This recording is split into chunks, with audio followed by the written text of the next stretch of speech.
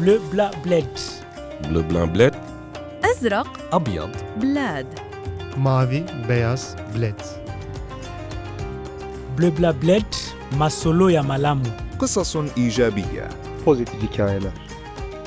Bleu, blanc, bled. Des histoires en positif. Dans ce numéro de Bleu Blanc Bled, nous sommes à Gonesse, dans le Val d'Oise, dans la caserne des pompiers, pour rencontrer Moussa Kébé. Là, il y a un départ en intervention. Donc, comme ils l'ont dit au micro, c'est la deuxième ambulance qui va partir sur la commune de Gonesse, pour une personne qui fait un AVC. Donc là, ils partent vraiment immédiatement. Là, Et là, ils sont déjà prêts à partir.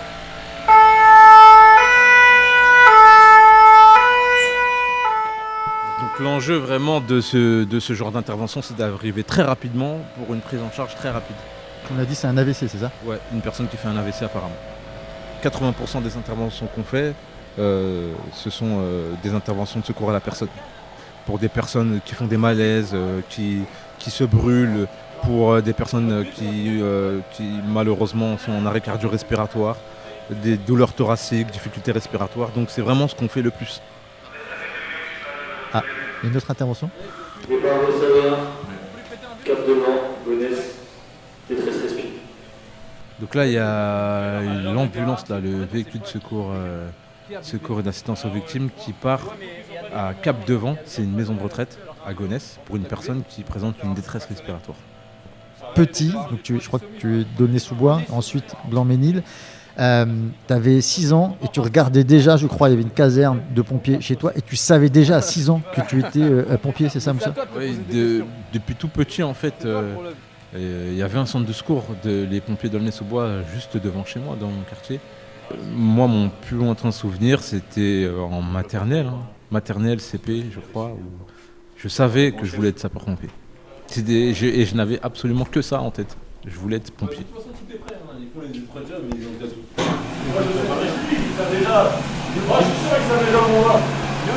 Non, pas ouf, vous allez.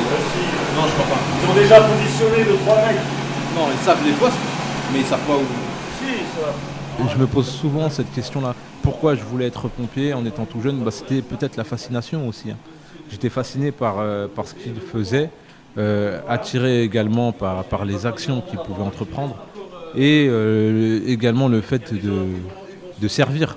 Les pompiers, on les voit souvent comme des héros et moi j'avais ça en tête depuis tout jeune. Et parallèlement à ça, très engagé associativement. J'ai créé il y a une dizaine d'années l'association Espoir Jeune.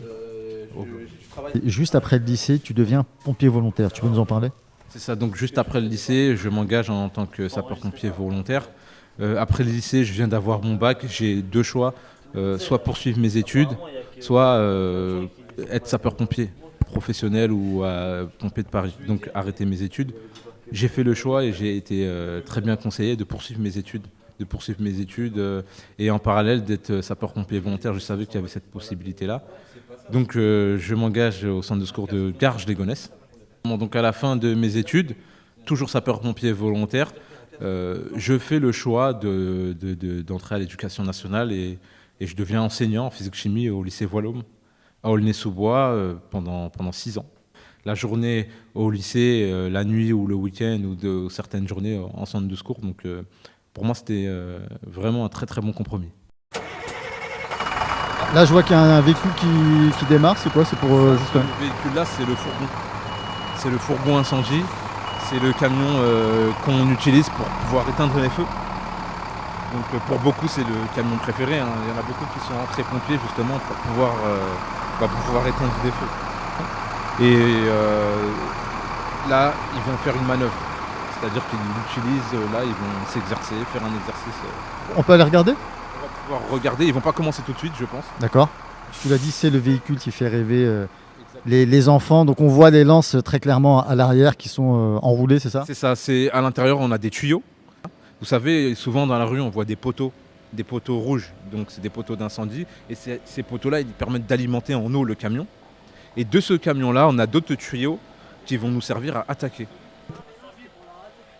À quel moment tu te dis cette fois-ci, je passe en mode professionnel et puis surtout, tu deviens capitaine.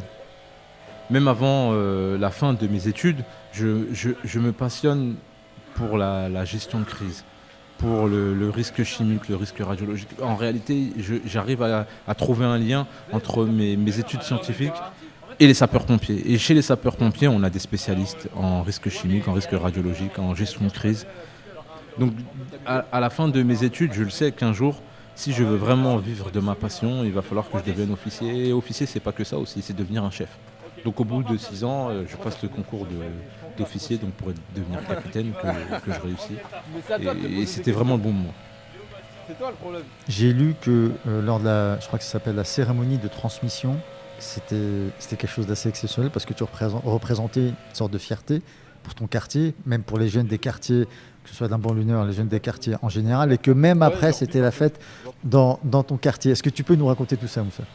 Et lorsqu'on devient chef de centre, on a une cérémonie, une passation de commandement. C'est une cérémonie qui est très très solennelle où symboliquement on nous remet le commandement. Donc le directeur départemental nous remet le commandement du centre de secours et ça se fait en présence du public. Et moi j'ai invité tout mon quartier ce jour-là. Mon quartier, mes frères et sœurs, ma mère, etc. Donc effectivement, c'était un moment assez particulier.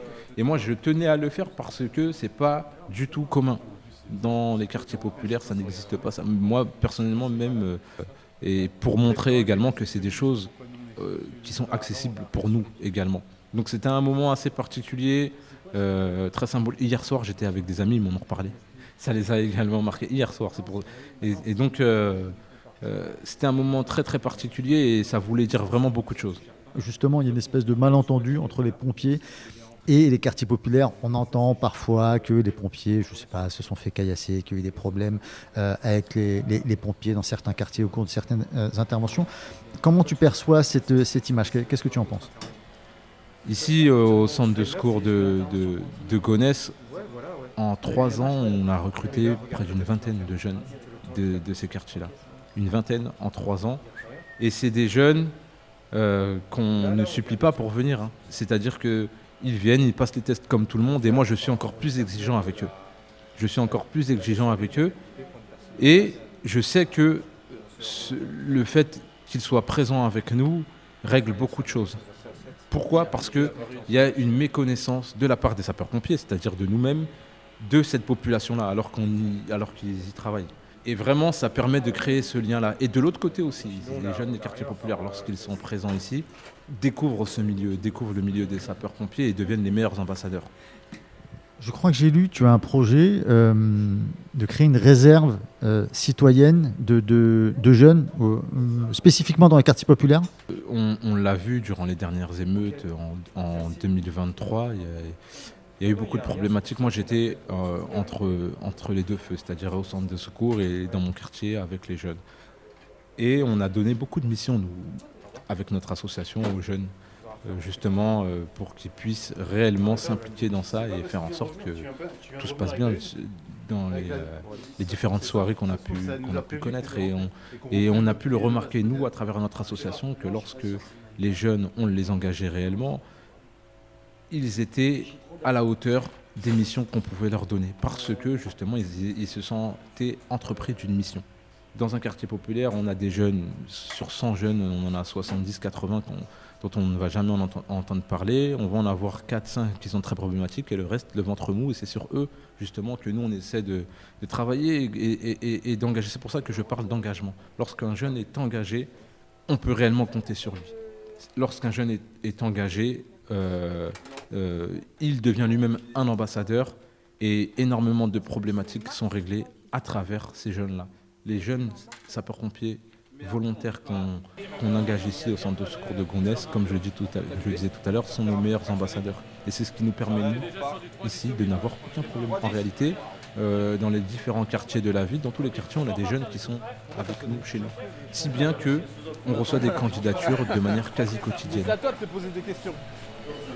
C'est toi le problème. Ah, Kylian. Olive, je te passe, hein. Tu me parles.